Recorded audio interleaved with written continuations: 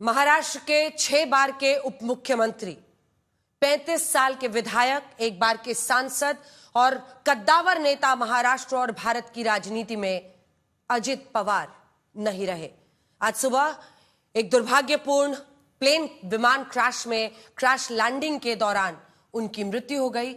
आज तक की तरफ से उन्हें भावभीनी श्रद्धांजलि आज उन्हें पूरा देश दे रहा है। और इसी के साथ हम नम आंखों के साथ उन 5 लोगों को याद करना चाहते हैं, जिसमें अजित पवार तो शामिल थे ही, लेकिन इसके साथ कैप्टन सुमित कपूर, कैप्टन शांभवी पाठक, विपिन जाधव जो कि पीएसओ थे उनके, विदित जाधव माफ कीजिएगा, पिंकी माली जो कि अटेंडेंट थी इस विमान में। इन 5 की दुख भरी ये खबर, उनका निधन हो गया है। परिवार वालों के लिए सिर्फ संवेदनाएं हम लोग भेज रहे हैं, क्योंकि आज सोचिए किन परिस्थितियों में ये विमान क्रैश हुआ है। पर खच्चे उड़ गए इस विमान के, एक आग का गोला बन गया, धुएं का गुबार निकला, कागज तोड़ के बच गए, लेकिन मानव शरीर एक न बचा। 5 लोग सवार थे, Ajit Pawar deputy CM, captain Sumit Kapoor, captain Shambhavi Pathak, Vidit Jadhav जो कि उनके पीएसओ थे, और पिंकी माली जो कि इस फ्लाइट में अटेंडेंट थी। अब रोते बिलखते ये परिवार के लोग, पार्टी के लोग, साथी, सहयोगी। प्रियंका चतुर्वेदी आपको दिख रही हैं, बोलते बोलते रो पड़ी। रोहित पवार दिख रहे हैं जो कि पोते हैं शरद पवार के। हमेशा चर्चा होती है 3 पीढ़ियां राजनीति में, एक तरफ शरद पवार, दूसरी पीढ़ी में अजित पवार, तीसरी पीढ़ी में रोहित पवार। अनिल देशमुख एनसीपी के गृह मंत्री रह चुके हैं पहले महाराष्ट्र के।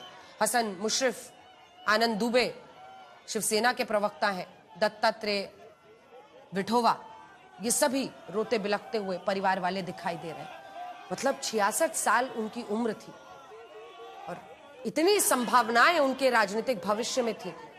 कोई समझ नहीं सकता, कोई कल्पना नहीं कर सकता, कोई सोच नहीं सकता कि अचानक ऐसे चले जाएंगे, और वो भी एक विमान क्रैश में। आपको बता दें, वीएसआर एविएशन जिसका ये विमान था, उस प्लेन ऑपरेटर पर जांच की प्रक्रिया शुरू हो चुकी है। 4 अधिकारी पहुंच चुके हैं और ये तस्वीरें इस वक्त आ रही हैं। जैसे ही पुष्टि होती है हम आपको दिखाएंगे।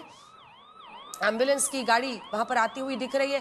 देखिए, पूरा जो कार्यकर्ताओं का हुजूम है वो मौजूद है, और ऐसा मतलब किसने सोचा होगा। और देखिए ना, बारामती, पुणे, पिंपरी चिंचवाड़, इस पूरे इलाके में अगर आप देखें तो अजित दा के नाम से उन्हें लोग बोलते थे।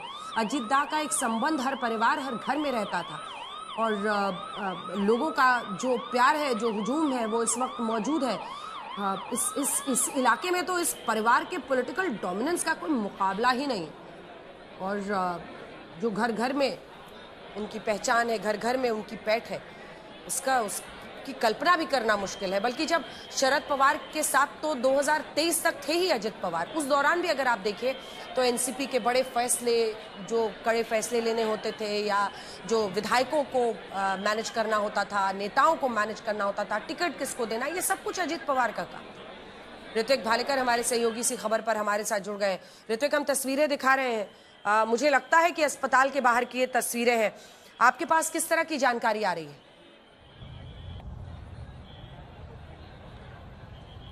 जी बिल्कुल, देखिए, अब सीएम देवेंद्र फडणवीस भी अपने आवास वर्षा से निकल चुके हैं और वो भी अब बारामती का रुख कर रहे हैं। बताया ये जा रहा है कि अजित पवार जो कि आज सुबह निकले थे, उनकी कई सारी सभाएं होने वाली थी, और क्योंकि अब जिला परिषद और पंचायत समिति के चुनाव होने हैं 6 फरवरी को, उसका वोटिंग होना था।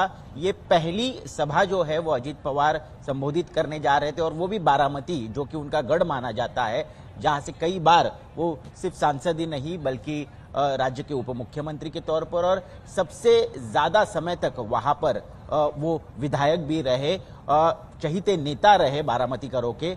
और शरद पवार के बाद अगर राजनीतिक विरासत एक तरीके से महाराष्ट्र में पवार परिवार के आगे लेके जाने का काम अगर कोई कर रहा था, तो जाहिर तौर पर उनका नाम जो है वो सबसे आगे आता है।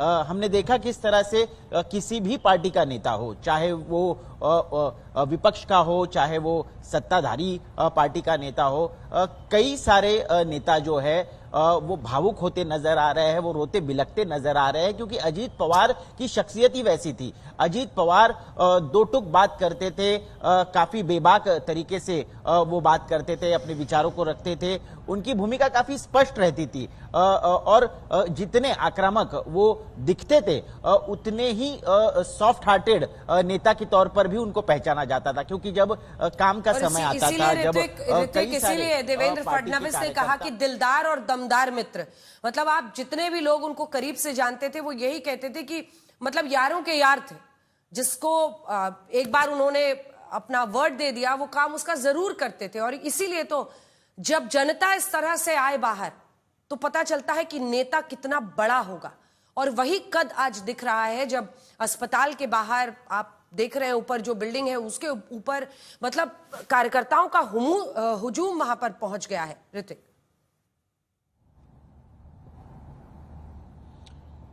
जी बिल्कुल, फिलहाल हम भी बारामती की तरफ ही रुख कर रहे हैं, और आपको बता दें कि लगभग लोनावला से आगे 2.5 से 3 घंटे का सफर है, और अभी से यहाँ पर दिखाई दे रहा है कि पूना जिले के कई सारे कार्यकर्ता, उनके समर्थक, काफी सारे पदाधिकारी, नेता, वो अब बड़ी संख्या में बारामती में पहुंच रहे हैं।